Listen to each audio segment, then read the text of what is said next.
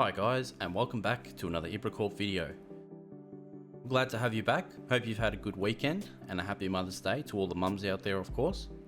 Thanks for tuning in with us. Today we're going to be looking at installing a MariaDB server on your Unraid server. Now MariaDB is a database server, and a lot of applications that you'll either watch on my channel or other channels that you want to install an application off the App Store in Unraid will often ask you to configure a MariaDB link to your existing database server so that you can use it to store all the information from the app. A lot of apps have a built-in SQLite server, and that just helps it store its stuff locally, but the best option is always to have a separate server that keeps all your data separate to the application. And I'm going to show you how to install it today as one application and have multiple databases underneath. For example, in my live environment, I have multiple different apps that run under the one MariaDB container, and that one container basically runs all of my different links in one house. This also allows you to back up your data, so if the application went corrupt, your data is completely separate, so then you can reinstall the container that has the app in it and just link it back up into your database again. I've also actually written this up as an article quite a while ago, but because I get so many questions about it, I thought I'd just make a video. It's not something that gets too dated really, and I think that it would really help people out if they wanted to watch a video instead. But if you're interested in the article, it's on my website IBRACORP.io, and I'll put the link down in the description, but here it is here pretty much, and you can have a read through if you want to do that as well. So anyway, let's get started. It shouldn't take us too long, and hopefully you'll learn something new by the end of the video. Thanks very much, and let's get stuck into it.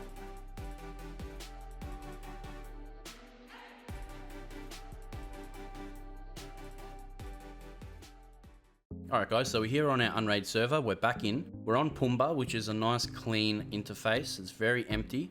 There's not much happening here, so it just gives us a nice area to work in when we're creating these videos. So the first thing we'll do is head over to the App Store. And what I'll do actually is show you an example of something that wants the information from MariaDB. So if we were to look up, we've got something called Monica here. If I just go ahead and click install on that. And in the template, if you scroll down, you can see here where it asks for a database host, a database port, the database username and password. So what it's asking for is the existing database to be created and then for you to put the information here. So what I'll do is I'll actually leave this here just so we can compare by the time we're done, and I'll open up App Store again in a separate tab, and in here we'll start our install. So the first thing we'll do is install MariaDB. Once you've typed it in, you'll see MariaDB here by the Linux server repository team. Awesome work by them, so big thank you to them. Go ahead and click install. We'll set the custom network to IBRAProxy. If you don't know how to set a custom network, in the top right, just click on the terminal. That'll open the terminal. Then you can pretty much just go docker network create, followed by the name of the network. So you can call it whatever you like, and then hit enter. What that does is allows containers to talk to each other using their host names. I've gone through this before, but just to refresh those that may not know, that allows them to communicate through host names. I like to keep them on the same network when they're intended to communicate with each other. For the host port, the default is 3306. Now, if that port is already in use, then feel free to change it. Otherwise, I strongly recommend you leave it as the default. And the reason is, if you were to install a particular application and it already has pre-configured settings for MariaDB/MySQL, it will have 3306 pre-configured. So changing it here would mean you have to change it everywhere else as you went along. If it's default, most of the time you don't really have to change it in the individual apps. So we're just going to leave it as 3306. Now the PUID and the PGID we don't need to change. And for the key, this is the root password. This is the most important password that you could probably think of because all of your databases will live in here. If you're hosting things like Nextcloud or whatever that has personal info, the last thing you want is someone to get really easily into the actual database itself. For the record, for this video, I will be using a super simple password to help me get through it. In your case, please lock it down, use something secure. By the time this video is finished, I will just blow this away and create a new one if I need to, but it's not a live environment, so I'm not too worried. So for me, as silly as it sounds, I'm just gonna put password. So then we'll go ahead and click apply and just wait for that to finish. Once that's done, we'll click done, head back to Docker, and now we have a MariaDB server. It's running. If we have a look at the logs, nothing looks unusual, looks pretty straightforward to us there, so we're happy with that. But all we've basically done is create a shell. Now if I was to just get an image for you to give you an example, so what we've just created is our MariaDB server. So this is the actual server. In our case, it's running in a container of course, but we refer to it as a server. And within that server, we can create individual databases. And those individual databases will host all of our different containers and all their different data. So basically, instead of creating multiple different MySQL containers, you can do that if you prefer as well. And there are some use cases where you might need to do that. So for example, you could have Authelia here. If you've watched our Authelia video, we covered this as well. Nextcloud in this one could be Organizer or whatever it is, doesn't matter. Anything that uses an external database within this one container. So then we only have to ever refer to the one location for the container and then create individual databases within it. So that's what we're going to do now. So we'll go back. So we've got our shell, so to speak. Let's go to the App Store and I'll show you a tool that will make our lives a lot easier to help manage. It's called Adminer. If we go ahead and click install, we'll set it to the same network. Now that port I know is taken, so I'm just going to set that to 8282. Now that's free, as you can see here. As I'm having a look, it's free. It has different designs. I'm just going to stick with the default and show more settings. There's nothing there as well. So we're happy with that. Go ahead and click apply. And click done. So we'll go back to Docker. And now we can see we have our Adminer and we have our MariaDB. So if MariaDB is our server, Adminer is just an interface so that we can interact with it. Now a lot of people like using command line interface. If you do, no problem, you don't have to use this. If you wanted to use command line, you just left click the server here and then go ahead to the console.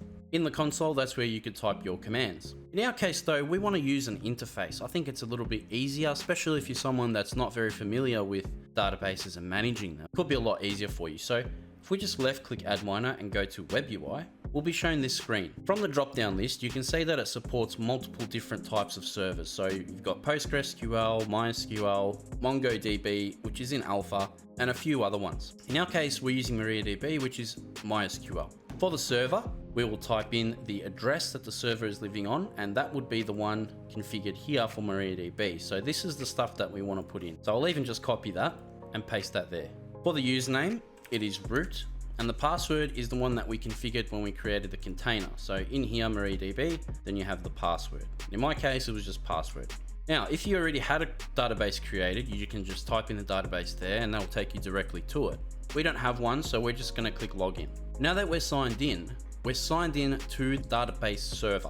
And what you're seeing here are databases. These are the default ones that come with MySQL. I would not change them or remove them. Don't do anything to them. Just leave them as is. If we come over to our example again, so now we've created this outside part and we're using an interface to connect to it. So now what we want to do is create one of these. So in here, this is what your default is. You basically created your server. We can just leave that as is. So say that you've gone to install an application. And in our case, it's Monica. If we go back to Monica here, this is Monica. It's come with these default details. So instead of changing everything around and making it hard on ourselves, most common practice is to use the name of the application for things. So we're just gonna highlight and copy this Monica thing here, okay? Because it's already pre-configured, imagine the time you've saved just not having to retype this. Head back to the database, and now we're gonna create a database in here. So go ahead and click create database. For the name of the database, we're just gonna call it Monica. The collation you do not need to change unless you have instructions that specifically say that you need to. And that is basically the formatting of that database and how it's configured. Most of the time, if you just leave it, it will actually auto-detect, or the application will change it for you once it starts filling it. Go ahead and click save. Guess what? You just created a database. Now we need a user that can access that database. So we've created this and we need a user to be able to access it. So to do that, we go to privileges, create user. For the username, we'll type in Monica. For the password, obviously create a password. We'll grant Monica all privileges. Okay, if you didn't want that, you have specific ones, but most of the time, especially when using command line anyway, you're providing all privileges. So click all privileges here, scroll down and click save. So now we've created a user that can access the database that we've created, which is running on our database server. Pretty much, that is the whole process of creating it. So now if I just click up the top here, take us to our main tree, which is the whole database server, we can see Monica here. So this is our Monica database. We'll click on it and it's currently empty. There's no tables in it. If we go to privileges, we can see we have a user configured. To go back to our container here, where it says database, that's the name of the database we just created, which is Monica. So that's right. The database username is the same, Monica. The password is the one that you configured. And that would be it. Now, when I say password, guys, that's referring to the password for this user. So when we created the user, which is right here, click edit, it's this password.